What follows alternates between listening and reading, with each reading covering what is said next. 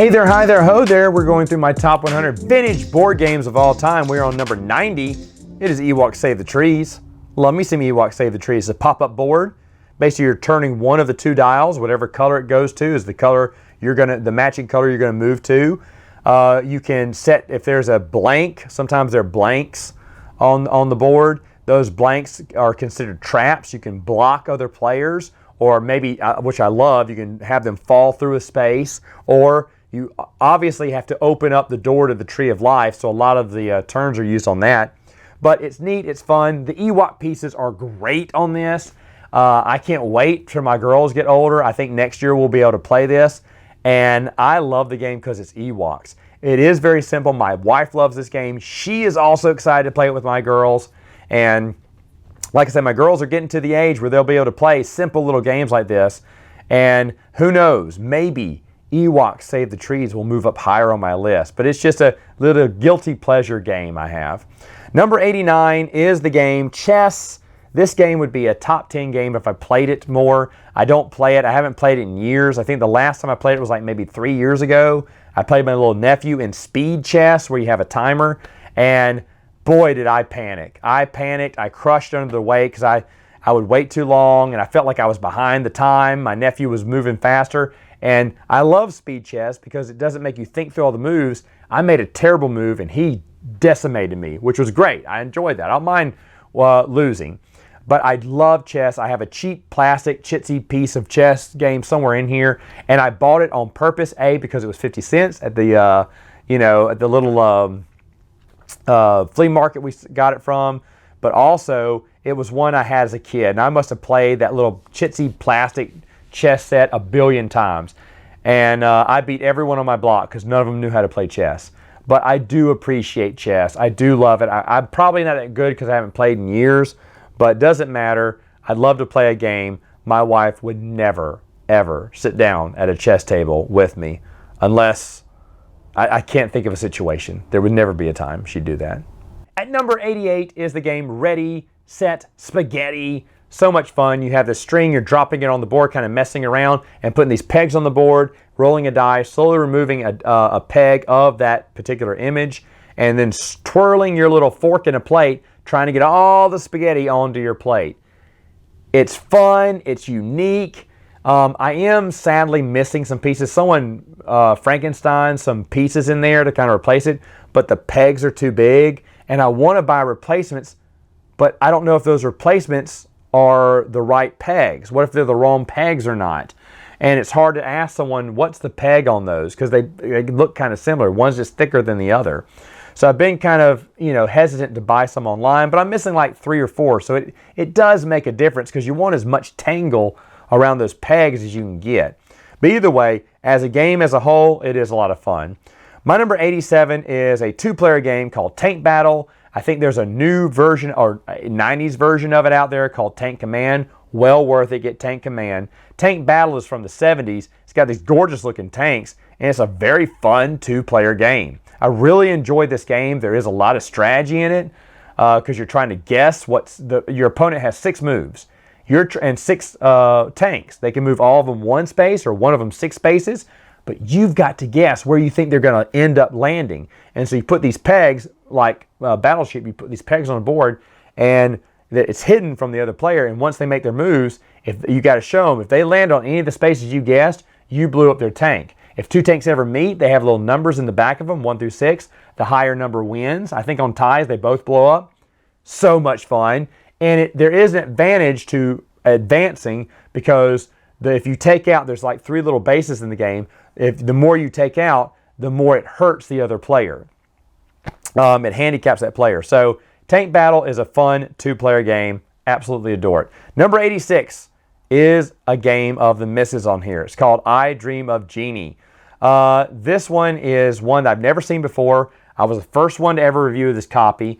And it's roll and move, but you're trying to find a Major Nelson card. There are all these other cards that can help you out in the game, but once you find a Major Nelson, you need to sneakily move down the board to try to, but you don't want to look like you're rushing to try to get to the launch pad because you're trying to get him to the space shuttle.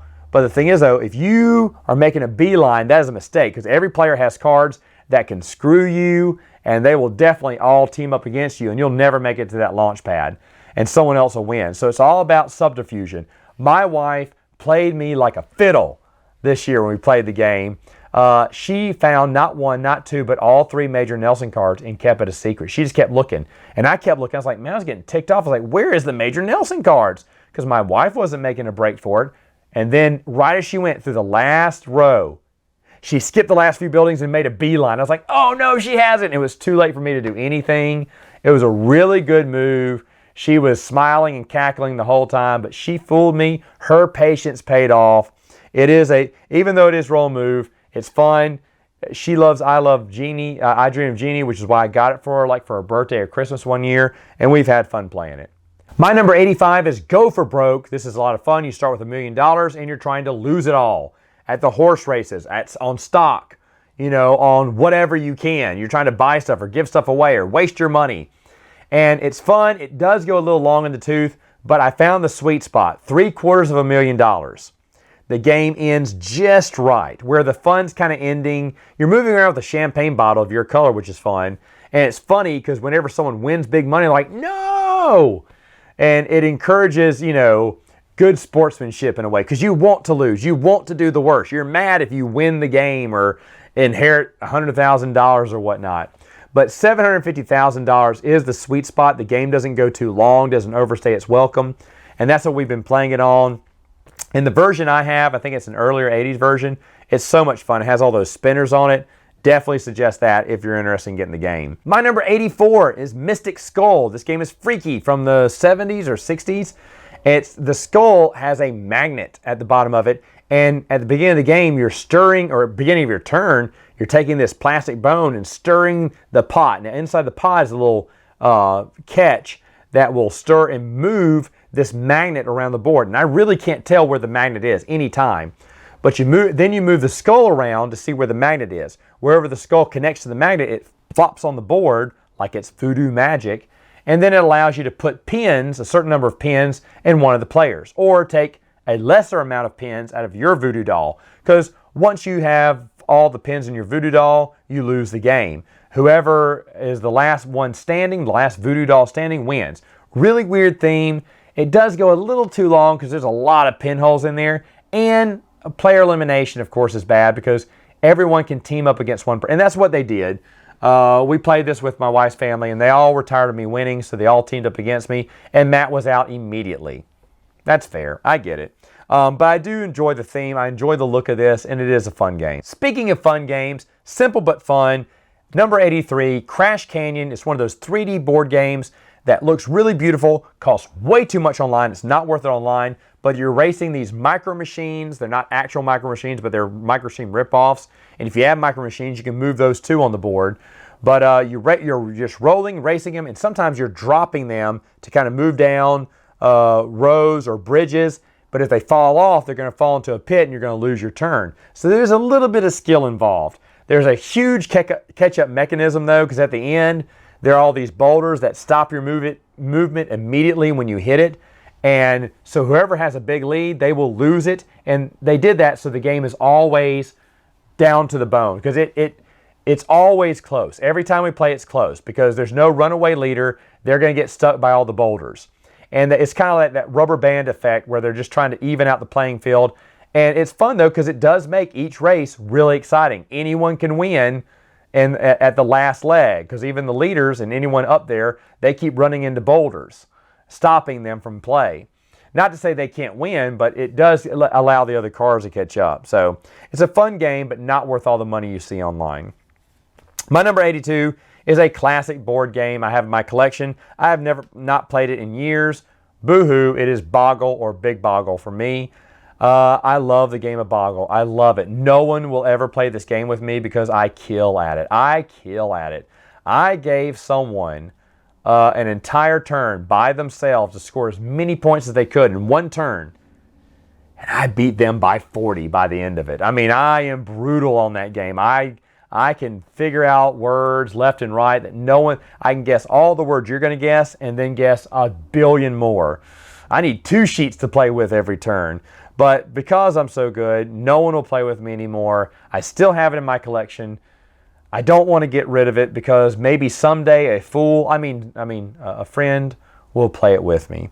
Oh, I love Boggle though. Number 81 is more sentimental here. I'll probably never play this game again, but it's Wildstorm, the card game, or Wildstorm Set 1, I think it's called. Everyone's thinking, oh, I've never heard about this game before, Matt. It's not really a game. It's a bunch of comic cards, and Magic had come out the year before, and they're like, oh, we need to hop on this card game. So they made it's almost like the game of battle. There's 6 different attributes, and you pick one, and you see who has, of their card on top of their deck and your card on top of their deck, who has the, who has the biggest number, 1 through 6, and that person wins. And you keep going till you destroy someone else's deck.